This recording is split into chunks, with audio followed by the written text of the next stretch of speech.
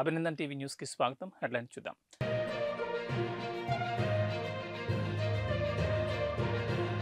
AP assembly లాబీలో Perni Nani, Gorantla Buchaiah Chowdary మధ్య ఆసక్తికర చర్చ.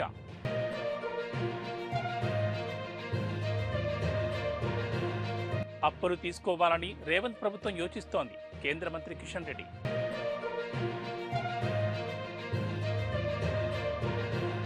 కానిస్టేబుల్ చంపేసిన ఎర్రచందన స్మగ్లర్లు తీవ్రంగా స్పందించిన నారా లోకేష్.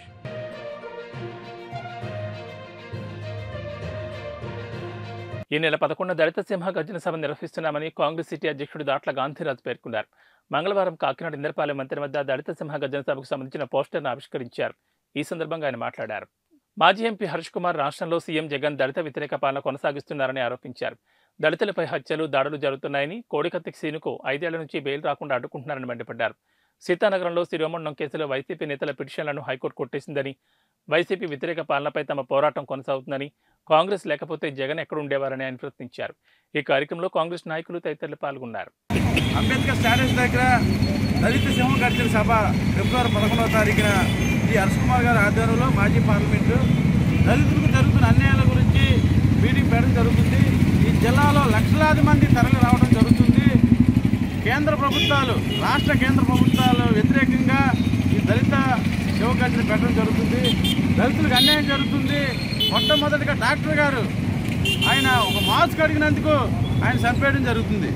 అలాగే బాలికలు, అలాగే చాలామంది ఆడవాళ్ళు కూడా అన్యాయం జరిగింది. మరి దళిత సంఘాలు, అలాగే మరి దళితుల యొక్క అభిమానులు కూడా ఈవేళ పోస్టులు మరి ఆవిష్కరించడం జరిగింది, విడుదల చేయడం జరిగింది. ఈ పోస్టుల యొక్క ఉద్దేశం ఏదైతే మరి ప్రభుత్వంలో, జగన్ ప్రభుత్వంలో మరి ఏదైతే మరి పథకాలు ఉన్నాయో, సప్లైన్ అయితేనేమి, ఎస్సీ కార్పొరేషన్ అయితేనేమి, అలాగే ఏవైతే 27 పథకాల ద్వారా కూడా ఈవేళ ప్రభుత్వాలు చాలా వరకు, కేంద్ర రాష్ట్ర ప్రభుత్వాలు కూడా చాలా వరకు ఈవేళ తొంగలో తొక్కి ఈవేళ మరి ఏవైతే మనకి దళితులకు రావాల్సిన యొక్క రాయితీలను పక్కన పెట్టి ఈవేళ ప్రభుత్వాలు నడుపుతున్నారు. అలాగే దీనిపై మరి మాజీ ఎంపీ, అలాగే దళిత నేత మరి సింహగర్జినటువంటి మరి ఒక సభను ఏర్పరిచారు.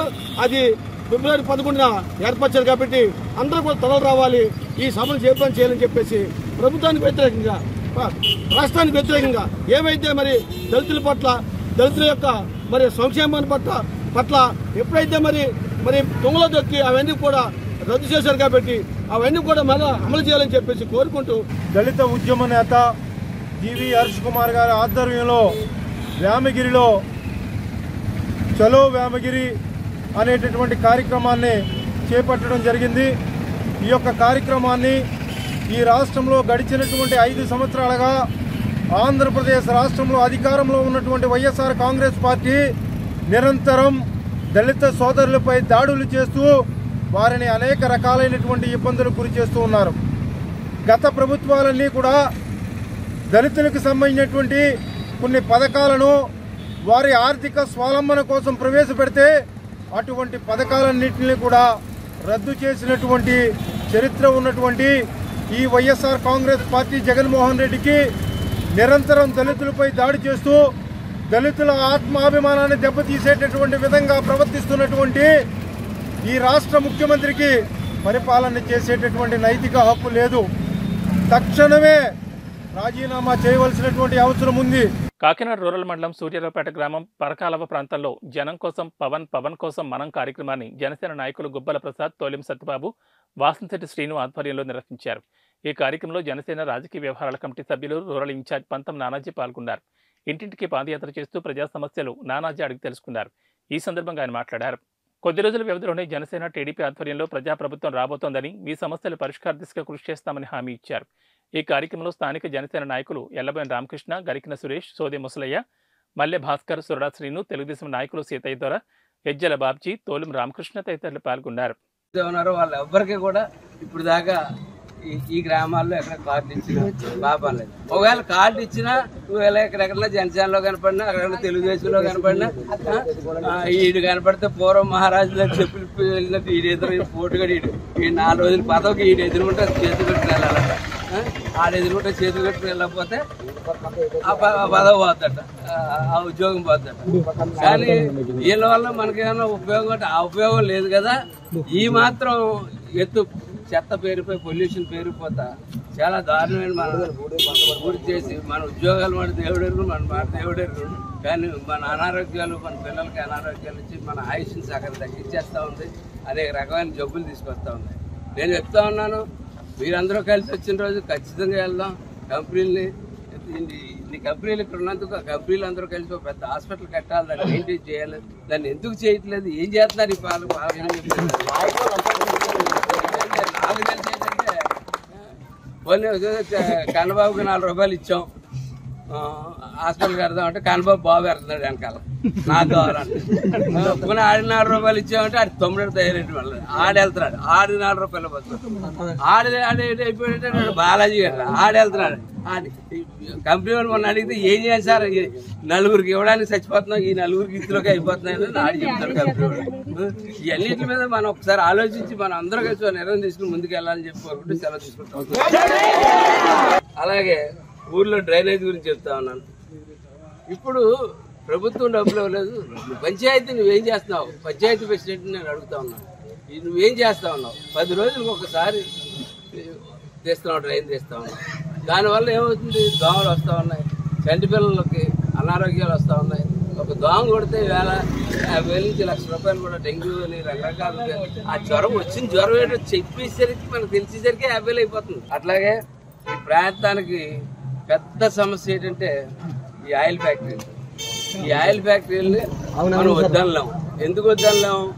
మన యువతకు ఉద్యోగాలు వస్తాయి, మన వాళ్ళందరికీ పనులు వస్తాయి, ఇవన్నీ వస్తాయి. ఇదివరకట్లాగా వేట అంత ఇదిగా పట్టలేదు. వేట పెద్ద పెద్ద మిషన్లు, పెద్ద పెద్ద బోట్లు వచ్చేసి వాళ్ళు మొత్తం అంతా వాళ్ళు ఏటాడేస్తున్నారు, మనకి ఏటా దక్కనివ్వట్లేదు అని తలకో పని చేసుకునే పరిస్థితికి మన వాళ్ళు వచ్చారు. అందులోని కూడా ఈ సముద్రంలోకి వెళ్తే మనిషి వెళ్ళాడో వచ్చాడో తెలియని పరిస్థితులు జరుగుతున్నాయి.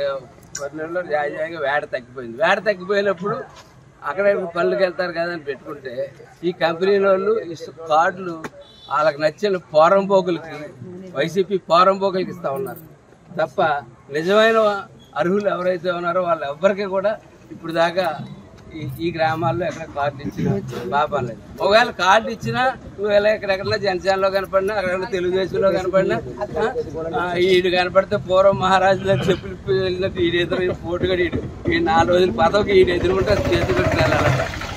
ఆడ ఎదురుకుంటే చేతులు కట్టుకుని వెళ్ళకపోతే ఆ పదవి పోద్దట, ఆ ఉద్యోగం పోద్దట. కానీ వీళ్ళ వల్ల మనకేమైనా ఉపయోగం అంటే ఆ ఉపయోగం లేదు కదా. ముస్తాబాద్ పోలీస్ స్టేషన్లో మాజీ ఎమ్మెల్యే బాలకృష్ణపై కాంగ్రెస్ మండల అధ్యక్షుడు ఎల్ల బాలరెడ్డి ఆధ్వర్యంలో కాంగ్రెస్ నాయకులు కలిసి ఫిర్యాదు చేశారు. స్థానిక రాజీవ్ గాంధీ విగ్రహం నుంచి పోలీస్ స్టేషన్ వరకు బాలకృష్ణ డౌన్ డౌన్ అంటూ నినాదాలు చేస్తూ పోలీస్ స్టేషన్ తరలి వెళ్లారు. అనంతరం స్టేషన్లో ఫిర్యాదు చేశారు. మంచిర్యాల పార్లమెంట్ సమావేశంలో బాలకృష్ణ మాట్లాడుతూ ముఖ్యమంత్రి రేవంత్ రెడ్డిపై అనుచిత వ్యాఖ్యలు చేస్తూ చెప్పును చేత్తో చూపిస్తూ దురుసుగా మాట్లాడడంపై చట్టరీత్యా చర్యలు తీసుకోవాలని పేర్కొన్నారు. అనంతరం నాయకులు మాట్లాడుతూ రేవంత్ రెడ్డిపై బాలకృష్ణ చేసిన వ్యాఖ్యలను ఖండించారు. బాలకృష్ణ వ్యాఖ్యలను జనం అసహించుకుంటున్నారని, అధికారంలో ఉన్నప్పుడు అహంకారంతో మాట్లాడారు, దాంతో ప్రజలు సరైన గుణపాఠం చెప్పారు, అయినా బుద్ధి రాలేదని ఒళ్ళు దగ్గర పెట్టుకుని సరిగ్గా మాట్లాడండి హితో పలికారు. ప్రజాస్వామ్యంలో మాట్లాడే హక్కు ఉందని, కానీ ఇంత దిగజారే విధంగా మాట్లాడొద్దని ఆయన అన్నారు. ఈ కార్యక్రమంలో జడ్పీటీసీ గుండం నరసయ్య, ఎంపీటీసీ శ్రీనివాస్, రాజిరెడ్డి, కాంగ్రెస్ పార్టీ నాయకులు, కార్యకర్తలు తదితరులు పాల్గొన్నారు. ముఖ్యమంత్రి రేవంత్ రెడ్డి గారి మీద అనవసరమైన మాటలు మాట్లాడడం జరిగింది.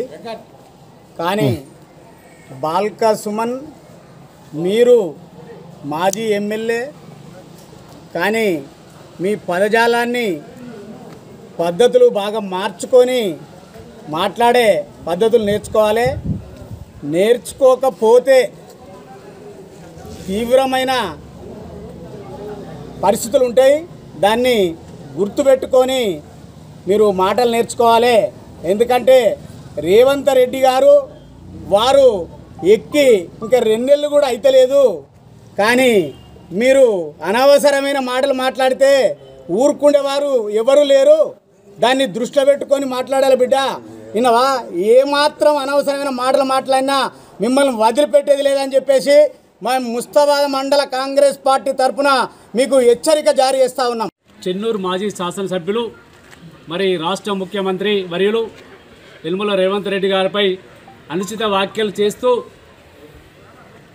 మాట్లాడడం చాలా బాధాకరం. ఈ విధంగా అనుచిత వ్యాఖ్యలు చేసినట్లయితే తెలంగాణ ప్రజలే నీ నాలుక చీర్స్తారని చెప్పి కూడా మేము తెలియజేస్తున్నాం. కల్వకుంట్ల బానిస కుక్క, నువ్వు చేసేది ఉంటే వాళ్ళ బూట్లు నాకు, వాళ్ళ కాళ్ళు నాకు మాత్రమే. కానీ ఇలా రాష్ట్ర ప్రజలందరూ ఎన్నుకున్నటువంటి ముఖ్యమంత్రి వర్యులు రేవంత్ రెడ్డి గారిని ఈ విధంగా మాట్లాడితే చూస్తూ ఊరుకునే ప్రసక్తి లేదు. ప్రజలే తిరగబడి నిన్ను తొక్కేస్తారు, నీ నాలుక చీరేసే సమయం కూడా ముందున్నది. మొన్ననే ఎన్నికల్లో బుద్ధి చెప్పిర్రు, తెలుతలేదా బానిస కుక్క బాల్క సుమన్. మరోసారి ఇట్లా మాట్లాడినైతే నువ్వు గ్రామాల్లో ప్రజల్లో తిరగకుండా అడ్డుకునే కార్యక్రమం కూడా తీసుకుంటామని చెప్పి మేము ముస్తాబాద్ మండల కాంగ్రెస్ పార్టీ పక్షాన హెచ్చరిస్తున్నాం. మాజీ ప్రభుత్వ విప్ మాజీ ఎమ్మెల్యే బాల్కసుమన్పై తెలంగాణ వ్యాప్తంగా ఆగ్రహ జ్వాలలు వెల్లువెత్తున్నాయి. సీఎం రేవంత్ రెడ్డిపై మాజీ ఎమ్మెల్యే బాల్కసుమన్ చేసిన వ్యాఖ్యలకు నిరసనగా కొత్తగూడెం కాంగ్రెస్ నేతలు ఆందోళన చేపట్టారు. బాల్కసుమన్ దిష్టిబొమ్మకు చెప్పుల దండ వేసి నిరసన తెలిపారు. అనంతరం బాల్కసుమన్ చిత్రపటాన్ని దహనం చేశారు. సీఎం రేవంత్ రెడ్డికి వెంటనే క్షమాపణ చెప్పాలని డిమాండ్ చేశారు. కాంగ్రెస్ పార్టీ తీవ్రంగా దాన్ని ఖండిస్తుంది. బాల్కసుమన్ అనే వ్యక్తి ఎలమదొరల బానిసగా బతుకుతూ దళితుల ఆత్మగౌరవాన్ని తాకట్టు పెడుతూ కాంగ్రెస్ పార్టీ దళితులకి, బీసీలకి, అన్ని కమ్యూనిటీలకి సమాన న్యాయం చేసే కాంగ్రెస్ పార్టీపై బాల్కసుమన్ చేసిన వ్యాఖ్యలకి, అచ్చేసిన ఆంబోతికి సరైన గుణపాఠం కాంగ్రెస్ కార్యకర్తలు ఖచ్చితంగా చెబుతారని, అదేవిధంగా బాల్కసుమన్ అనే వ్యక్తి ఇంతకుముందు టీపీ డిబేట్లో కూడా వ్యక్తుల్ని అధికార బలంతో అదే అహంకారంతో కొట్టడం జరిగింది. అలాంటి బాల్కసుమన్ అదే ఊహల్లో బతుకుతున్నాడు. న్యాయానికి, నీతికి, నిజాయితీకి ప్రజలు పట్టం కట్టిన కాంగ్రెస్ పార్టీ ముఖ్యమంత్రి రేవంత్ రెడ్డి గారిపై చేసిన వ్యాఖ్యలను తీవ్రంగా ఖండిస్తూ, నిజంగా దళితుడు అయి ఉంటే ఒక సీఎం రేవంత్ రెడ్డి గారిని అట్లా మాట్లాడే వ్యక్తి కాదు. మా టీపీసీసీ నెంబర్ చెప్పినట్టుగా ఆయన డిఎన్ఏ ఏంటో ఆయన తెలుసుకోవాలి. ఈ విధంగా నీ యొక్క ప్రవర్తన శైలి ఏ రకంగా ఉందో నేడు కూడా నీ ప్రవర్తన అదే విధంగా రెచ్చగొట్టి టీఆర్ఎస్ అమాయకులైనటువంటి కార్యకర్తలను రెచ్చగొట్టాలనే ఉద్దేశంతో నువ్వు చేసిన ఈ పనిని, నీ పన్నాగాన్ని ఖచ్చితంగా బయటపెట్టి మీ వాళ్ళే మీ పైన తిరగబడే విధంగా నీ చర్య ఏదైతే ఉందో దాన్ని ప్రతిఘటించడానికే ఈ యొక్క కార్యక్రమాన్ని తెలియజేస్తున్నా మిత్రులారా. కాబట్టి టీఆర్ఎస్ కార్యకర్తలు కూడా గమనించాలి, ఈ రోజు వాడు చేసిన ఏదైతే పని ఉందో కావాలని మీ పైన దాడులకు పడిపోయే విధంగా వాడు చేసే పనిని, పన్నాగాన్ని మీకు తెలియజేసే కార్యక్రమం మిత్రులారా తీసుకొని ఎప్పటికప్పుడే పరిష్కారం చేస్తున్న ముఖ్యమంత్రి కాకుండా ఈ రాష్ట్ర ప్రభుత్వం చేస్తున్నటువంటి మంచి కార్యక్రమాలను వారలేనటువంటి టీఆర్ఎస్ ప్రభుత్వం, ఈ బీఆర్ఎస్ ప్రభుత్వం, ఈ దుర్మార్గ ప్రభుత్వం గతంలో 10 సంవత్సరాలు గాది కింద పందికొక్కులాగా తిని ఈ రాష్ట్ర ప్రజల సొమ్ముని తెగబరిచినటువంటి పందికొక్కులు బాల్కసుమన్ లాంటి ఒక బలిసిన బ్రోకర్, వాడి పేరు బాల్కసుమన్ కాదు, బంట్రో సుమన్. అట్లాంటి వ్యధోలు రాష్ట్ర ముఖ్యమంత్రి గారు రేవంత్ రెడ్డి గారి పైన అనుచిత వ్యాఖ్యలు చేయడమే కాకుండా వారి పైన దిష్టిబొమ్మ, వారికి చెప్పు చూపిస్తూ ప్రజా సమస్యల చూస్తున్న ముఖ్యమంత్రి గారు చూసి వారవలేక చెప్పు చూపించి కొడతారని చెప్పేసి మీటింగ్ లో అనుచిత వ్యాఖ్యలు చేయడం నిరసనగా ఈ రోజు వాటి దిష్టిబొమ్మ దగ్ధం చేయడమే కాకుండా వాడిని చెప్పులతోటి సన్మానం చేయడం జరుగుతుంది. అందుకనే మిత్రులారా, మానవతావాదులు తప్పకుండా ఇట్లాంటి విధవల్ని ఆలోచన విధానం మీరు చూస్తారని చెప్పి అనుకున్నాం. ఈ విధవకి గద్దర్ ప్రజా సమస్యల మీద 40 సంవత్సరాలు 50 సంవత్సరాలుగా ప్రజా ఉద్యమంలో ఉన్న గద్దర్ కేసీఆర్ పంట్రోత్ అయినటువంటి వీడు కనబడతలేదా? 3 గంటల సేపు ఆ ప్రగతి భవనం ముందు గద్దర్ గారు వాడికి కనబడలేదా? వాడికి కనబడలేదు కదా. ఈ బాల్కసుమన్ లాంటి దళితులైనటువంటి విధవ వీడికి డిఎన్ఏలో బాల్కసుమన్ అనేటువంటి వాడికి డిఎన్ఏ దళితుల డిఎన్ఏ కాదు కనుక దళిత వ్యతిరేకి బాల్కసుమన్ అనేటువంటి వాడు అక్కడ వాడి దగ్గర ఎవరికైనా కేసీఆర్ దగ్గర పంటోతు వీడు. టాలెంట్ అనేది ఎవరి సొత్తు కాదు అనేది మరొక మారు తెలియజేశారు. మంచిర్యాల జిల్లా నస్పూర్ మండల్ కృష్ణ కాలనీలోని గల్లీ బాయ్స్ సాఫ్ట్వేర్ జాబ్ చేస్తున్న బాణాల కలికర్ తన జీవిత భాగస్వామి ఇరువురు కలిసి ఖాళీ సమయంలో టైం వృధా చేయకుండా వారి స్థానిక ఎమ్మెల్యే అయిన కొక్కెరల ప్రేమసాగరరావు సురేఖ యొక్క చిత్రపటాన్ని డ్రాయింగ్ వేసి ఎంతోమంది పని పాటాలని వారికి వీరిని ఆదర్శంగా తీసుకోవాలని తెలిపారు. టాలెంట్ అనేది ఎవరి ఒక్క సొత్తు కాదని, ప్రతి ఒక్కరిలో టాలెంట్ ఉంటుందని దాన్ని గుర్తించి దాన్ని కొనసాగించాలని చెప్పారు. కార్యక్రమంలో డ్రాయింగ్ ఆర్టిస్ట్ కలికర్, వారి భార్య మరియు కాంపల్లి రూపస్, కాంపల్లి అజయ్, కాంపల్లి విజయ్ మరియు గల్లీ బాయ్స్ అందరూ కలిసి వారి స్థానిక ఎమ్మెల్యే కొక్కిరాల ప్రేమసాగరరావు సురేఖ చిత్రపటాన్ని అందజేసి వారి యొక్క మన్ననలు పొందారు.